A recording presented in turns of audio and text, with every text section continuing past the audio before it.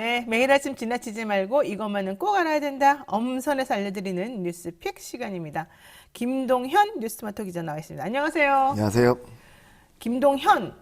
이 김동현은 경기도지사의 민주당 후보로 나온 김동연하고 다릅니까? 네, 획이 2개 더 들어가 있죠. 아, 그래요? 네, 무슨 관계예요? 지방 관계? 아니요. 그런 건 아닙니까? 네, 전혀 없습니다. 어쨌든 그쪽은 김동연이죠. 네, 이쪽은 김동현이죠. 현, 예. 예. 여러분 헷갈리지 마시고 김동연 후보, 그다음에 김동현 기자. 좋아요. 자, 오늘 첫 번째 한덕수 청문회 결국 25, 26였나요? 원래 2번 하기로 했었는데 첫 번째 날 망치더니 두 번째 날도 결국은 못했네요. 일반적으로는 2번 날짜가 잡혔으면 하루는 하던데 네. 이번에는 아예 그냥 안 된 건데 이게 전부 다 자료 제공을 그렇게 안 했기 때문이다. 이렇게 봐도 됩니까? 현재 계속 어제 이제 인사청문회 2번째 날이었는데요. 네. 결국에는 자료 제출 미흡을 놓고 민주당과 정의당 그리고 이제 국민의힘 측이 서로 공방을 벌이다가 청문회는 이제 30분 만에 산회를 했고요. 네. 다음 달 2일, 그러니까 5월 2일부터 3일 이렇게 이틀간 다시 열기로 했습니다.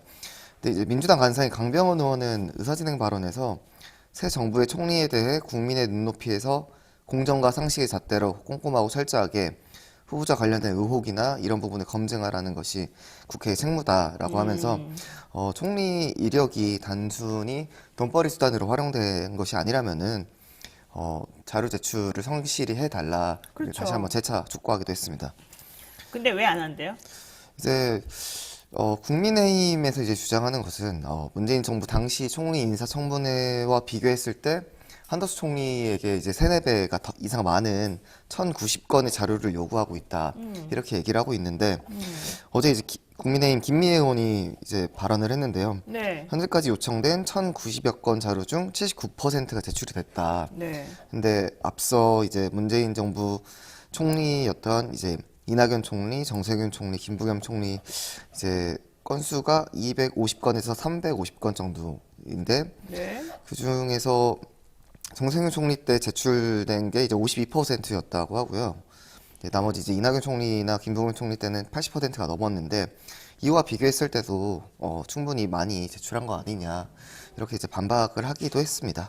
아니 근데 요청 건수가 많은 건 그만큼 의혹이 많기 때문이고 사실 이낙연 전 총리나 장세균 전 총리나 김부겸 현 총리는 정치 생활을 워낙 오래 해가지고 뭐 숨겨져 있는 정보가 거의 없어요. 그러니까 우리가 다 알고 있는 거란 말이에요.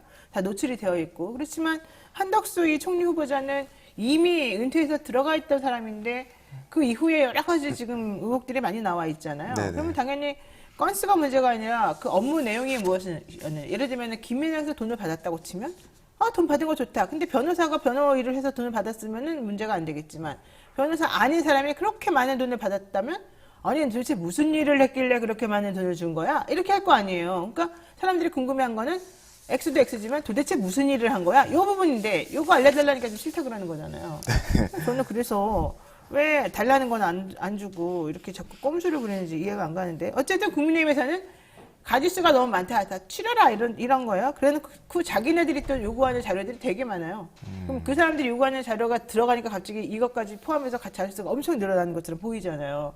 야, 이런 꼼수는 진짜 머리들이 너무 좋아서 큰일이에요. 자, 그래서 저는 그건 옳지 않다고 봅니다. 그래서 결론적으로는 한덕수 총리 후보자의 인사청문회는 끝났고 대신에 다시 한번 날짜를 잡아서 네네. 열기로 한 거죠. 네. 자, 그런데 우리 살극구님이 좋은 말이기도 하고 나쁜 말이기도 하고 이 얘기를 하셨어요. 신장식 양지열 변호사님 배신하고 노 변호사님 보러 왔어요. 이거 되게 듣기 좋은 말인데 지금 이 시간에, 이 아침 시간에 신장식 안 합니다. 이 신장식은 저녁에 하는 사람이고, 양지열은 밤에 하는 사람입니다. 결론적으로 그분들을 배신하는 거하고 저한테 온 거랑은 별개다. 저는 그냥 순수하게 보러 오면 되는 거다. 그래서 항상 감사하다. 이 말씀 꼭 드리겠습니다. 자, 두 번째 이슈 보겠습니다. 두 번째 이슈는 뭘까요? 네. 새 정부의 방역정책 밑그림이 담긴 코로나 비상등 100일 로드맵이 이제 공개가 됩니다. 워낙 이제 윤석열 당선인이 이제 후보 시절부터 과학적 방역을 강조하기도 했고, 이제 안철수 이제 대통령직 인수위원장이죠. 인수위원장 역시도 후보 시절에 이제 과학 방역을 워낙 강조했기 때문에 과연 어떤 내용들이 이제 담길 것인지 이제 관심이 쏠리고 있고요. 네. 이제 아무래도 관심사라고 한다면은 마스크 착용 여부일 것 같은데요. 네. 실외에서 마스크를 착용하느냐, 이 의무 해제 방안도 담길 것으로 보입니다. 네. 마스크 안 차고 다녀버렸다면 진짜 안 차게 되더라고요. 근데 이제 여름이니까 땀 차고 그래서 더 안 차고 싶은데 어떻게 본인은 좀 차고 다니십니까? 예, 차고 다니고 있죠. 차고 다니고 있고요. 네. 이 코로나 100일 로드맵이 결국 발표가 되고 어쨌든 이 대통령 문재인 대통령이 그동안 이 코로나 타임에 하필이면 대통령 하느라고 너무 욕을 많이 먹고 너무 힘이 들었는데 그래도 막판에 퇴임하시기 전에 일단 어느 정도는 그림이 좀 그려져서 다행인 것 같아요. 네. 좋습니다. 제가 조금 전에 살구꽃님 얘기를 읽으면서 신장식 양지열 변호사를 배신하고 온 건 아니다 이렇게 말했더니 아니에요. 그분들 다 뉴스공장에 있는 사람들이에요 이러는 거야.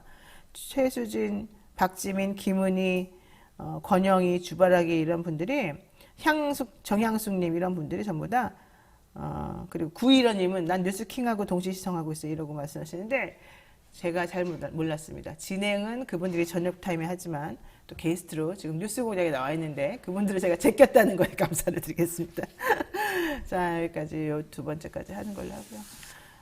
그래도 어쨌든 간에 요즘에 뭐 팬데믹인지 아닌지는 모르겠지만은 확실히 코로나 이렇게 전파되는 건 좀 더 줄은 것 같고 어느 네네. 정도는 안정적인 것 같습니다. 예, 좋아요. 새 정부에서는 그러면 이게 계속 유지가 되면 새 정부는 거저 먹는 거 아니에요? 솔직히? 코로나 다 힘들었을 때 욕은 여기서 다 먹고. 이제 이 정책을 이제 새 정부에서 추진을 하는 것이기 때문에 이제 어떻게 또 바뀔지.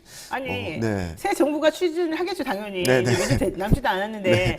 근데 어쨌든 제일 코로나 때 힘들었던 거는 문재인 정부잖아요. 네. 그러니까 이제 이 열매, 그동안 노력해가지고 국민들도 어느 정도는 다 이렇게 항체 만들어 놓고, 그다음에 뭐 양호하게 이런 그 건강 상태 같은 것도 위생 상태 같은 것도 정리하게 해놓고 다 해놓고 이제 조금 편안하게 돌아다닐 수 있는 타이밍을 이 문재인 정부에서 윤석열 정부를 넘겨서 버린 거잖아요. 그럼 문재인 정부는 고생만 하고 욕만 먹고 그렇게 끝나는 거지.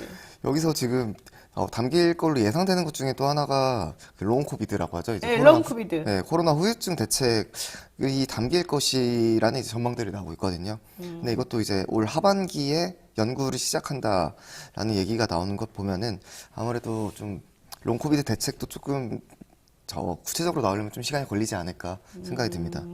내가 지금 윤석열 정부에서 코로나 때문에 그래도 다 정리가 돼서 행복하겠다 그랬더니 우리 김 기자 계속해서 아니다. 거기는 롱 코비드도 있을 것이고 뭐도 있을 것이고 힘들 것이다. 왜 그쪽 좋아하나 보나?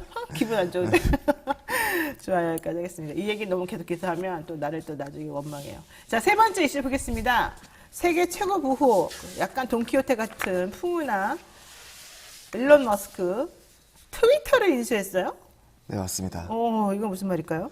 네, 테슬라 창업자인 이제 일론 머스크가 트위터 인수를 이제 협상을 끝내고 총 주당 54.2달러, 이제 총 440억 달러, 네. 우리 돈으로 55조 1,100억 원 수준이라고 하고요. 인수 합의를 발표를 했습니다. 네. 그래서 2006년 창업된 이제 트위터의 이제 이용자가 전 세계적으로 3억 명 정도로 추산이 되는데 이제 이 트위터가 머스크 개인 소유 업체가 되는 것입니다. 그래서 머스크가 트위터 인수를 본격적으로 한 것은 이제 올해 1월부터 지분을 사들이기 시작했는데 이제 이달 들어서만 이제 9%까지 보유한 최대 단일 주주가 되면서 이 트위터 인수를 거의 공식화한 것 아니냐 이런 얘기들도 있었고요. 그래서 머스크는 사실 팔로워만 8,300만인 파워 트위터리언이고 자기 본인의 이제 경영, 이제 뭐 테슬라 경영이나 아니면은 어떤 그 코인이죠. 코인 관련된 발언들도 워낙 많이 쓰기도 했고요. 그래서 이번 인수를 알리는 협상 타결을 알리는 보도자료에서 자유 언론은 민주주의 작동의 기반이며 트위터는 인류의 미래의 필수적인 문제들을 토론하는 디지털 광장. 네. 이렇게 이제 트위터를 정의 내리기도 했습니다. 알겠습니다. 트위터 화물 간절했더니 이제 또 이 머스크 때문에 또 괜찮아지겠군요. 대형 소셜 미디어들이 진보 편향 지났다고 불평해왔던 공화당에서는 이걸 반기는 분위기다. 자유 언론이 돌아왔다 이렇게 말하고 있네요. 오늘 여기까지 말씀 정리하겠습니다. 김동현 기자 수고하셨습니다. 감사합니다. 네, 노영의 뉴스인사이드 함께하고 계시는데요. 이제 정말 더 화끈한 여자 이현주 변호사 모시고 얘기 한번 해보겠습니다.